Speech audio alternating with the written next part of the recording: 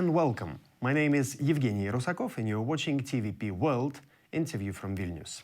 As the 2024 is coming to an end, there are many topics to discuss and take stock.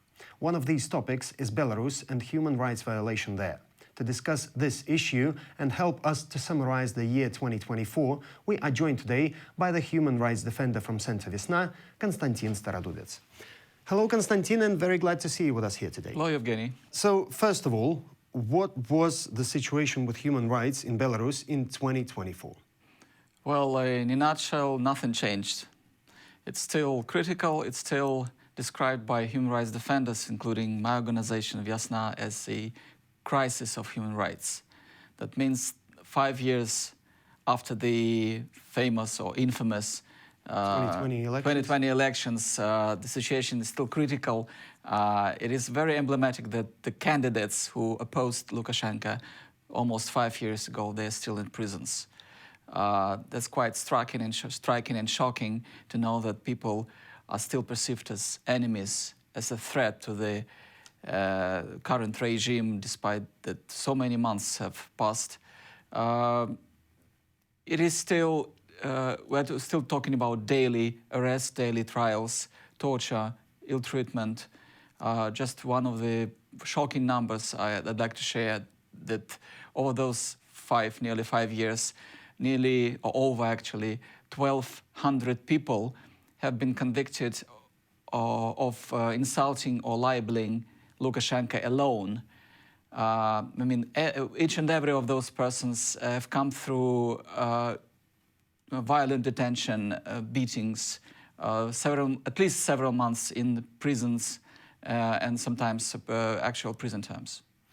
That's not good. Well, in this case, there's another question then. Which of the cases of 2024 shocked you the most? I would focus on two cases. One is yet another death in prison, quite a recent one, of a Russian young guy, only 22, I think he was, Dmitry Shledhauer, who probably committed suicide only several months after being admitted to a prison.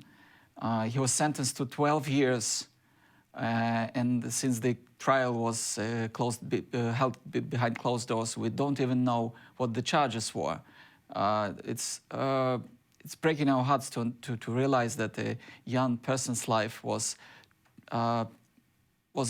ended, probably because of nothing. And we also suspect that, at least in the coming years, no actual investigation will be carried out to know what the reasons behind that death, why that young man died. But once again, was that a Russian citizen? Yes, he was a Russian national. Okay, but Russia and Belarus seem friends, allies, and still there are some Russian citizens that are sitting in jails in Belarus. Am I right? Right. There are quite a few Russian nationals in Belarusian citizens as we speak. They are no exception. Belarusian regime and the repressive system makes no exception for foreign nationals, including the Russian ones. Okay, and the second case? The second case is the famous or infamous case of the brave woman, Polina Sharenda-Panasiuk, who stood up against Lukashenko. She personally attacked him verbally while standing trial 4 years ago, nearly 4 years ago. She was sent to a prison term, and she was humiliated. She was deprived of any chance to see her children or husband. She was broken. She was promised to be released if she appears in a video confession, which she agreed to do, but despite that, she was not released, and since then, her prison term has been extended 3 times. This case shows how ruthless, how cruel and violent the repressive machine of Lukashenko's regime is. It just, I have only one word to describe it. It's sadistic, mindset to perpetrate those atrocities. Okay, there's another case that I wanted to briefly discuss with you. It's Rico Krieger's case, also infamous Rico Krieger's case.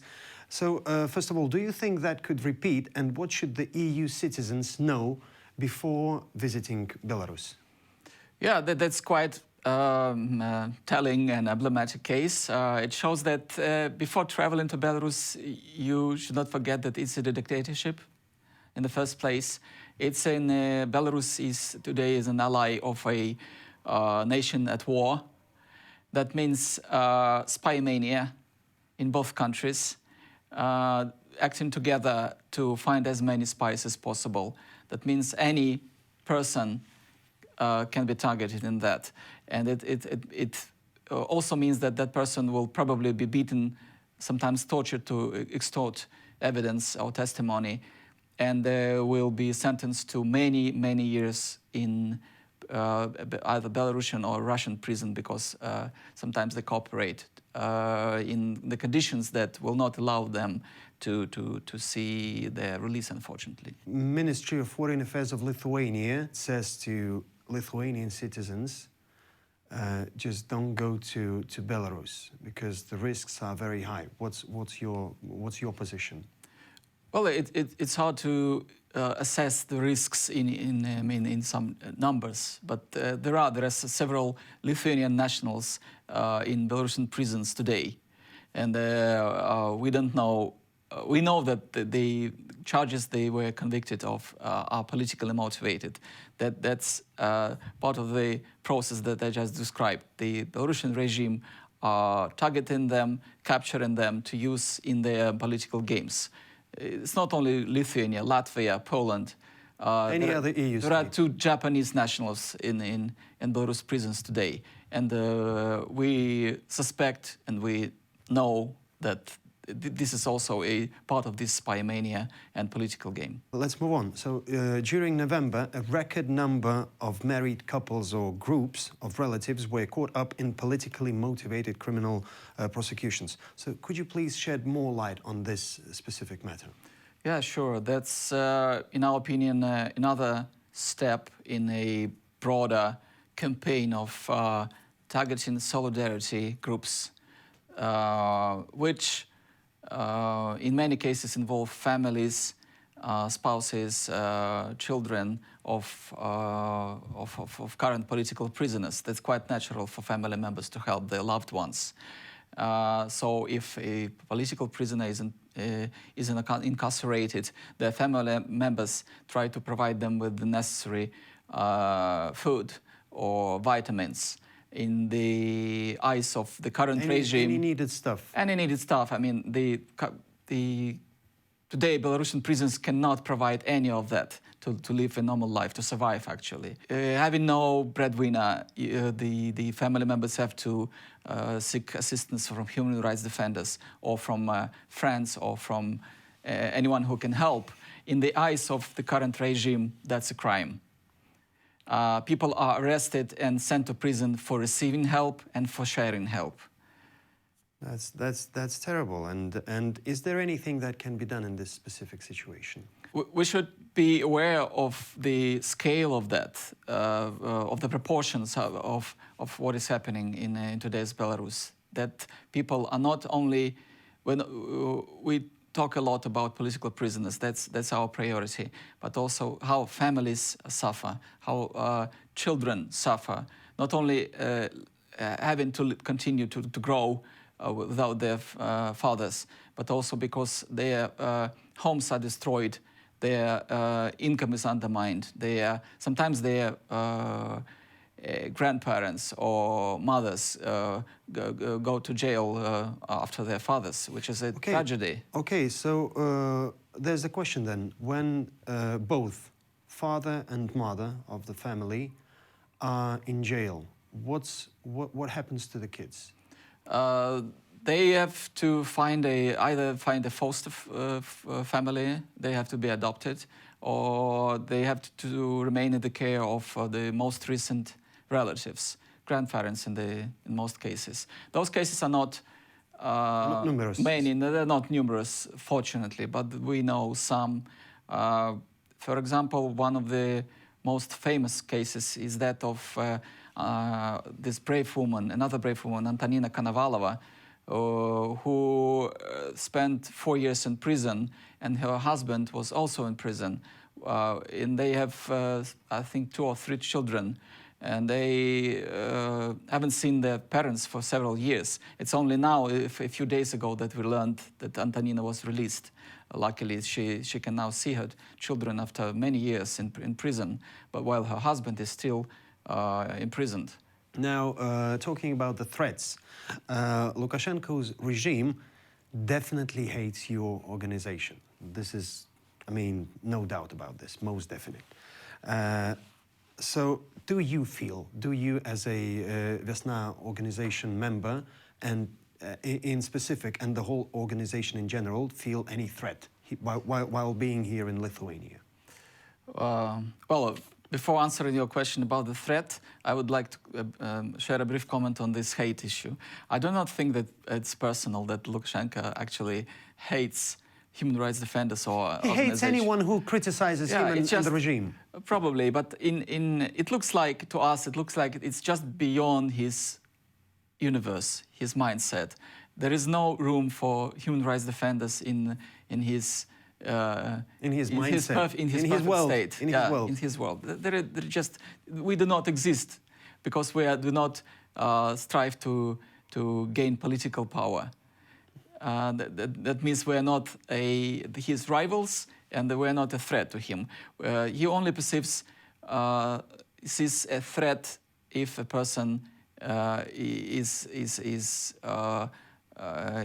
trying to gain some power. I mean, politically, be part of the government or challenge his presidency. But look, Konstantin, even though you are not trying to gain any power, you are still being vocal about the crimes that his regime makes. Yeah, probably. I mean, it's hard to describe his emotions, but we cannot deny the facts. Yeah, his critics, including human rights defenders, including my colleague and the founder of Viastna, Belarus, they are in prisons exactly because they were criticizing the atrocities of the Lukashenko regime. So it's rather about trying to silence the critics of the regime rather than hating them. So let's not focus on the emotions. Let's focus on the facts. Exactly. Yes. Okay. Okay. Okay. 2025. What's your take on this year? Because this is actually the year of, again, presidential elections in Belarus. What may happen after them, and could we see less threats towards citizens of Belarus? Well, again, it's hard to say. Or to start with, of course, it's not an election. I mean, it's appointment. Election. No one is elected. It's quite probable that after the election we can see some decline in the number of cases of persecution, arrests, trials, and so on and so forth, just because in the recent months we have seen a spike in those cases, probably linked to the elections. We can see that in the past 2.5 months, there have been over 1,200 people targeted in those facts of repression, while during the summer, 3 months of summer, there were less than 1,000. The authorities are intensifying the repression against the citizens ahead of the election. So probably after it's over, they could take a pause, and we will see some decline. In general, does that mean anything? No, it does not change the very nature of this regime. It's still based on violence, on its repressive structures, the police, the KGB, and some others. It's incredibly difficult to stop something that is already in motion for so many years. Okay, so Konstantin, stay safe. See you in 2025, and thank you so much for coming, for joining us today. Thank you. Thank you. And I would like to remind our viewers that our guest for today was a human rights defender from Center Viastna, Kanstantsin Staradubets. You're watching TVP World. Stay with us.